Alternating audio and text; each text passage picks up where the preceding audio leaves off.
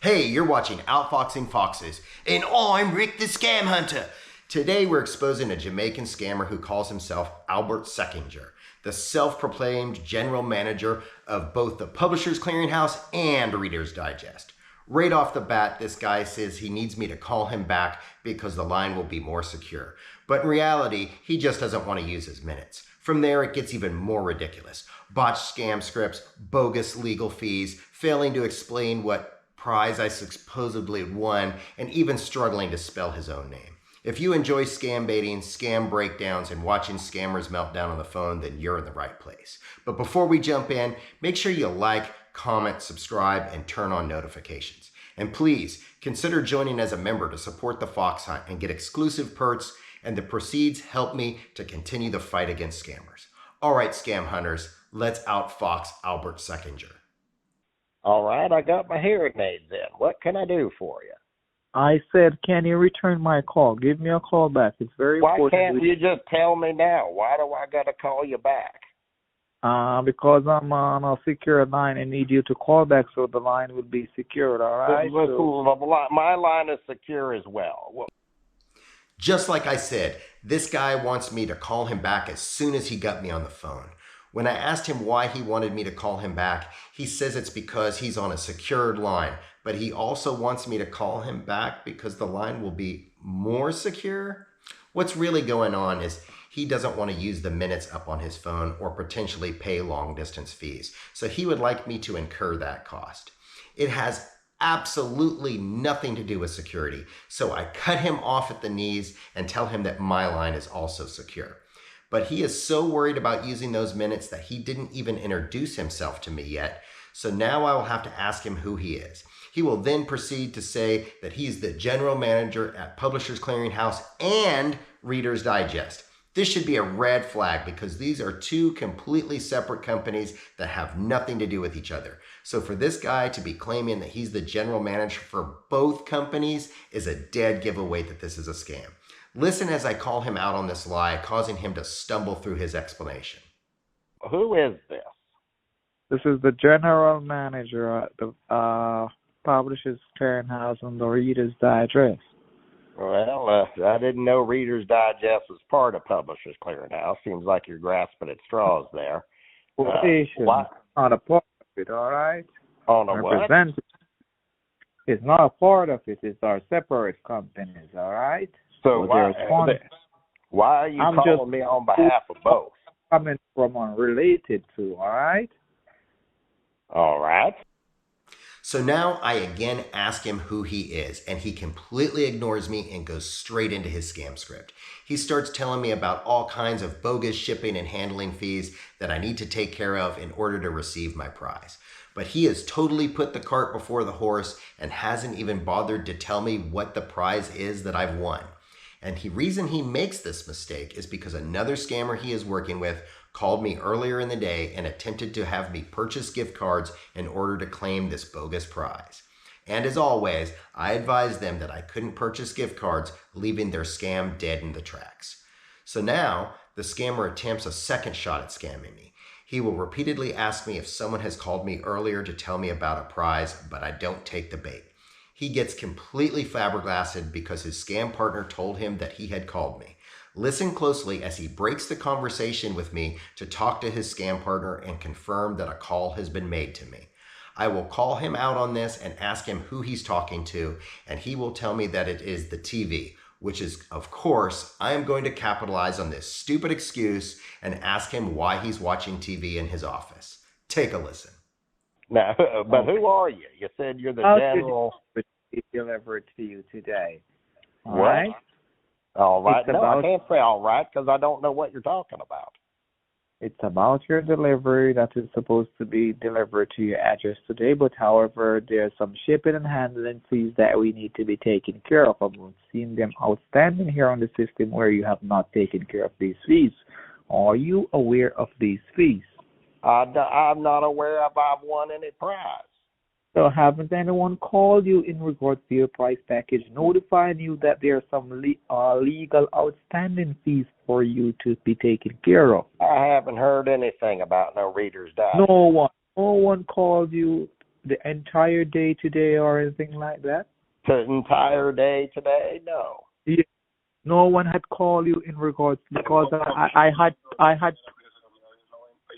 had told my agents to call you.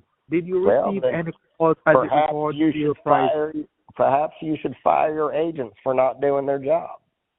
So did you receive any calls from any other entity as it regards to your price package? What did I just tell you?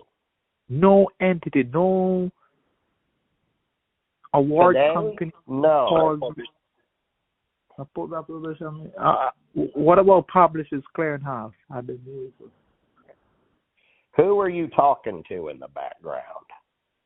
Pardon? I'm talking to you. No, there's someone in the background you're talking to. Oh, you probably heard my television. Why are you at the office and having a television on? Because I was just watching one of my programs on, but you're my at TV. work. You're not supposed to be watching TV. No, you don't tell me what to do, all right? Because I can't don't tell you what to do. Your boss will tell you what to do. And if I was your boss, I'd fire you. Exactly, and you're not my boss, so you cannot fire me, Well, all right? when I get my prize, I will be your damn all right, boss. Now he goes back to pressing me on whether someone had contacted me about my prize earlier today. I continue to deny being contacted about any prize, and he even calls me out on the fact that I'm lying to him. But now is when I use some reverse psychology on him. Scammers will always tell their victims to keep their business private and confidential. So I tell him that I was contacted, but I'm keeping my business private and confidential, and it's none of his business. Psychologically, this is going to tell him that I am a good victim because I'm willing to follow instructions and keep my mouth shut. This deception will make him want to pursue me as a victim even harder. Now I go back to asking who he is, and he will finally get around to telling me that his name is Albert Seckinger. Talk about your price package. I want to find out when was the last time you engaged in any activities as it regards to your price package? Never. No one had called you. I think this is a total lie because I think I've spoken to you about early on today. I'm supposed to keep my business private and confidential, and it's none of your damn business. No, but I'm an agent here, and I'm calling you. You can't even tell me your name. You just keep saying you're the head agent. It's Albert Seckinger. I thought I had introduced myself to you early on. You did not. Oh, am I sorry about it? All right.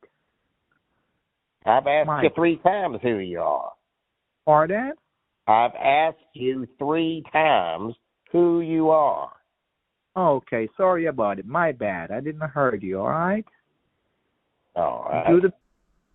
Another telltale sign that you're dealing with a scammer is a poor Wi-Fi signal or internet connection, and this is no exception to the rule. I had difficulty hearing him and completely missed that he told me his name. So I continued to press him to give me his name, and once again he gives it to me. I make like I don't know what he's saying to get him to spell it for me, and it works. I do this because scammers are often borderline illiterate and will not be able to spell the fake names that they are giving me.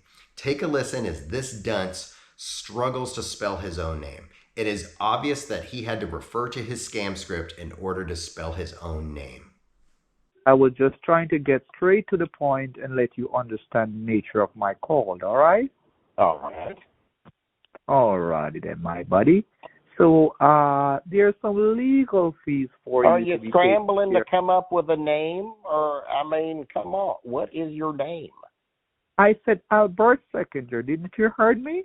I can't even understand that. You said your name is Adversated? Seckinger. Seckinger? Seckinger. S. You can't even spell your own name? No, buddy. I can't. I thought you were not hearing. Seckinger.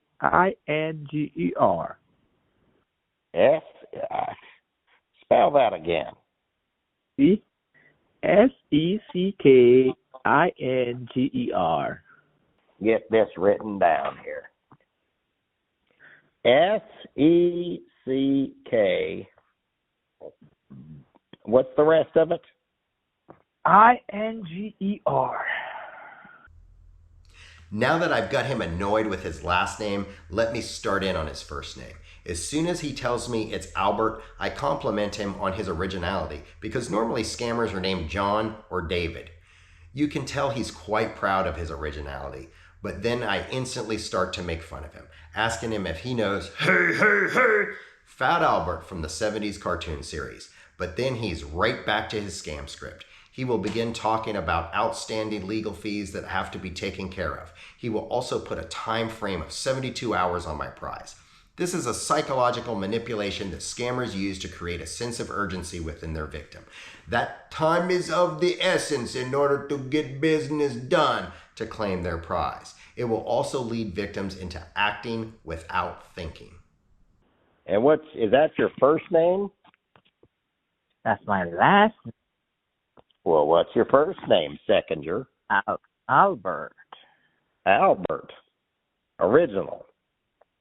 Definitely. No carbon copies around here. Yeah. Original.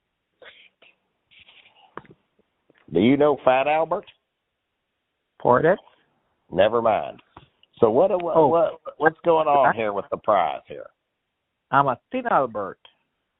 A thin Albert, all right. Okay. Well, basically, we have your price package to be delivering to you, but we need to take care of some legal outstanding fees as it regards to your shipping and handling and your processing fees as where your price package is concerned. All right. Right. So I thought I'd let an agent call you early on to notify you about this, and I will return the call somewhat later, in which I'm doing currently now. All right. All right. All right. So just the reason why I asked you if you had heard from anyone of the sort as it regards to your price package. All right. So all right. Making sure that everything is running smoothly and promptly, so you could receive your price package on a timely manner. All right. All right. Alrighty then, my buddy. So as it relates to my question, could you proceed with your answers, please? Can I proceed with my what? Your answer. I want to find out if your answer remains the same or if their answer has changed. What do you mean my answer? So what question right, are you as it relates to someone calling you and notifying you. I've told you I've spoken to no one about any damn prize today. Oh, okay. Well, I want to let you know that there are some outstanding and legal fees which you're supposed to be taking care of, so we can have your price package being delivered to you in less than 72 hours, all right? All right. All right, so as soon as you had gone and taken care of these legal fees and documentation done, we're required to have your price package delivered to you no less than 72 hours, all right? So at this moment, that's my main objective. So now he's going to ask me if I'm willing and able to take care of my prize package now. This is yet another psychological manipulation designed to make the victim feel that they are in control of the situation, while at the same time placing the burden of responsibility upon the victim to do what the scammer says in order to get their prize. He will then use a common sales tactic to try and make the cost of obtaining the prize seem not as expensive. Just like any merchant selling anything, they will say it's $19.99 instead of just saying $20. The scammer tells me the fee is $9.99 instead of just saying $1,000. This is done so that the large sum of money sounds smaller and is more easily to part with than $1,000. He then goes on to say that I can easily handle this by going to any one of their legally participating stores. He uses this term legally to make it sound like this is official business and there's actual laws governing what he's doing. Then he goes on to name every store that he can think of that sells gift cards. So, are you willing and able to go ahead and take care of your price package right now? Well, that all depends on what I need to do to take care of it. You're like a mystery. Everything is a question. No, I'm not. You're talking a riddle. Okay. Well, yes, basically there are some outstanding fees, and it's a sum of $9.99, all right, in which you're supposed to be taken care of, okay? All right. And right, you could do this at any of our legal participating stores downtown, all right? And we have like the Walmart, the CVS, Walgreens, Family Dollars, Dollar General, and I think there are a couple of Home Depots and a couple of other, I think 7-Eleven, a couple of others. It all depends on the location in which you are in, and then we'll be able to tell you which of the participating store is in your area. But nevertheless, they are normally your typical go-to family pharmacies and family convenience stores, in which you could find these cards in which you're going to be taken care of. You could take care of your prize today, all right? At this point, he stumbles on his words when he is once again quoting me on the price of the legal fee that I have to pay. I use this now to argue with him about the cost of the legal fees. I do this solely to frustrate him, and it works. Listen to how upset he gets. He forgets that he is supposed to be pretending to be a professional, and he begins calling me names. Check it out. I want to ask you an important question. Is it that you are able to go down right now and take care of this transaction of only a $99, $9.99? You keep coming up with different numbers and everything, but No, I'm just hello. I'm not coming up. I'm just trying to make sure I'm not making any mistakes because I can say 99 and it's not 90, real 9.99. I want to make certain because when you say these figures and you think about them in your head, you might say something different from what you're thinking about in your head. Because the original number you told me was $9.99. I can come up with $9.99. Right. It's really 90. It's real 90. I've got that in my pocket. Right, and the figure is $9.99. All right, it's less $1 of 1,000. All right. Yeah, no, $9.99 is $9.99. Basically $10. No, $999. Well, that's not what you said. I'm going to hold you to your first number. I'm holding you to your first number. I'll throw in an extra penny. I'll give you $10. No, well, that won't able to land you your price package. All right, you will just throwing away your $10. Okay. You will only throwing away your $10. The figure is $999, in which you can be taken care of right now at any of our local participating store downtown. And we'll have your price package being delivered to you within that 72 hours, all right, of doing so. So what are you telling me? Do I have your full corporation? No, I don't. You don't, because you won't answer my damn question. You've told me 3 different prices so far. You've told me $9.99. You've told me $99.09, and you've told me $999. Right, the figure is $999, which is $9.99. Why did you say $9 and not? Why did you say $9? I never told you. I never said $9. You said $9.99. Listen to me. You said $9.99, and when you say which is $999. You would say no. You would say like you just said it. When you say $9.99, I was just giving you in a short form. All right, don't be a smart. There's no short form. There's no short form. When don't be a smart with me, okay? I'm not being a smart. I'm teaching you English. When you say don't be a smarty pants, all right? You don't be a dumb then. I'm not a dumb $9 is $10. That's $9.99. All right. We could debate about this all day, and it doesn't change the fact that the figure remains as $999, which you will understand better. All right. You should have said that in the first place. I'm saying it now. I'm letting you know. All right, and nothing you say will change the figure. All right. And now that I have him frustrated, I do one of my favorite things, which is telling them that they don't know how to get business done, and I ask to speak with his supervisor. What these scammers lack in common sense, they make up for in ego. They think that they are so smart, and I take great joy in exposing them as the fools that they are. He thinks that he has placed me into checkmate by telling me that he is the highest authority in the company to talk to. But listen to the big gap in silence when I burst his ego bubble by basically telling him that he's stupid and I just want to talk to someone who has common sense. So, I'm not. Do I have your corporation? You're just cut. You're first of all. You don't know what you're talking about. You don't know what you're doing. Is there a supervisor I could speak to? Well, if you were listening carefully, you would have realized I introduced myself as the general manager of the company, which is the CEO, all right?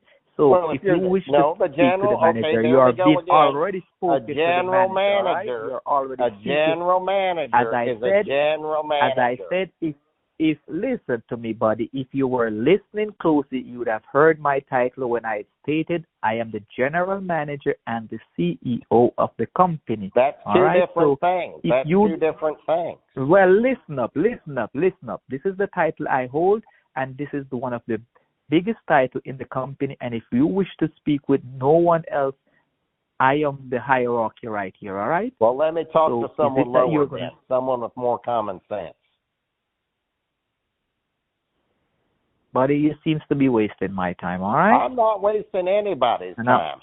You're and I have calling a up whole, here and you can't even get the shit straight. At this point, he tries to regain control over the conversation, but I do not allow it. I keep pointing out his slip-ups and mistakes, and this causes him to get angry, and he just stops talking. However, he doesn't hang up. I'm sure he was just listening and trying to figure out how he was going to regain control over this call. He stays on the phone until I point out the fact that he's been on the phone with me for 15 minutes and has still got nothing done. And that was the straw that finally broke this camel's back, causing him to hang up on me. I call him back and leave a message, but apparently I played this one a little too hard because he never called me back and he would never answer his phone when I called. No, you just want to hear what you want to hear, all right? All right, no, let's it's not what I want to hear. Have your full... Hello, let me go. You said $9.99. That is $9.99. Then you said that you are the general manager, and now you're changing it to CEO when I want to talk to your boss. Hello? Did you get mad and hang up? Hello? 15 minutes into a call and he still couldn't get business done. Jesus.